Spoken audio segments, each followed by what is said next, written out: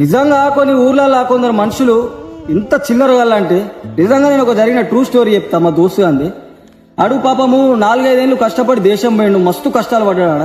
అంతకుముందు ఆడికి పాపము అయ్యవక్కనికి సంపాదన లేదు, బాకీలు. పాపం 5 ఏళ్ళు దేశం పోయి అట్లే వేసి ఒక మంచి చిన్న ఇల్లు కట్టుకున్నాడు, ఆ బాకీలన్నీ దింపేసిండు.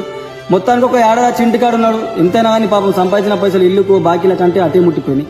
మళ్ళా ఏడాది తర్వాత మళ్ళా దేశం పోదామని పోయిండు. కాకపోతే హెల్త్ ప్రాబ్లం వల్ల మంచిగా ఆరోగ్యం బరోబర్ లేక 6 నెలలకే మర్రొచ్చింది.